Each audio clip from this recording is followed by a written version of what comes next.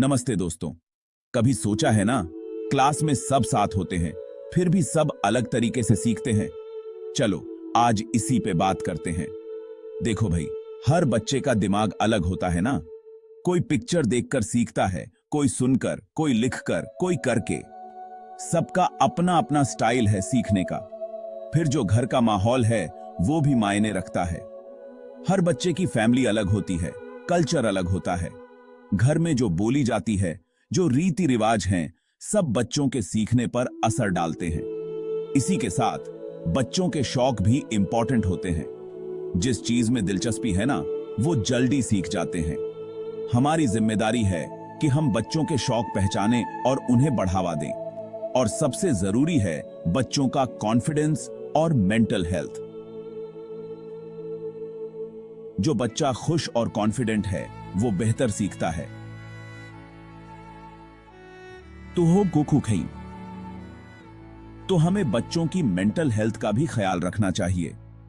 अब सवाल यह है कि हम टीचर्स इन सब डिफरेंसेस को कैसे हैंडल करें।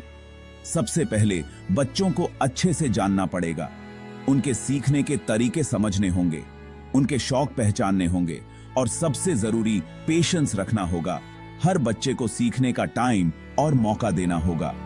तो दोस्तों, नेक्स्ट टाइम जब आप क्लास में जाओ तो याद रखना, हर बच्चे की लर्निंग जर्नी अलग होती है और हम सबकी जिम्मेदारी है कि इस जर्नी को आसान और मजेदार बनाएं।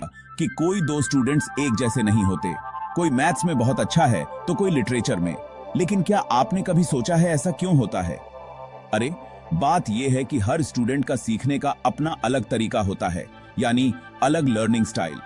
कोई बच्चे देखकर चीजें जल्दी समझ लेते हैं, उन्हें विजुअल लर्नर्स कहते हैं। कुछ बच्चे सुनकर सीखना पसंद करते हैं, उन्हें ऑडिटरी लर्नर्स कहते हैं। और कुछ छूकर, फील करके सीखते हैं, उन्हें काइनेस्थेटिक लर्नर्स कहते हैं।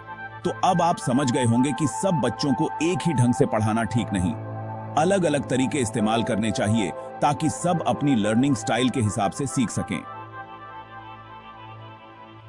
जैसे ग्रुप एक्टिविटीज करवाना, प्रोजेक्ट्स देना या रोल प्ले करवाना। इतना ही नहीं, बच्चों की पसंद नापसंद और उनका बैकग्राउंड भी सीखने पर असर डालता है। कोई बच्चा स्पोर्ट्स में इंटरेस्टेड होगा तो कोई आर्ट में। और एक बात और, हर बच्चे की सीखने की अपनी स्पीड होती है। कोई जल्दी सीखता है तो कोई थोड़ा धीरे।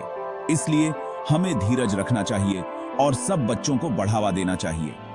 उनकी छोटी छोटी जीत को भी सेलिब्रेट करें और उनमें कॉन्फिडेंस लाने की कोशिश करें। तो दोस्तों, हमेशा याद रखें, सब अलग हैं और यही तो उनकी खासियत है। अपनी टीचिंग में अलग अलग तरीके लाएं और देखें कैसे आपके स्टूडेंट्स चमकेंगे। बस आज के लिए इतना ही।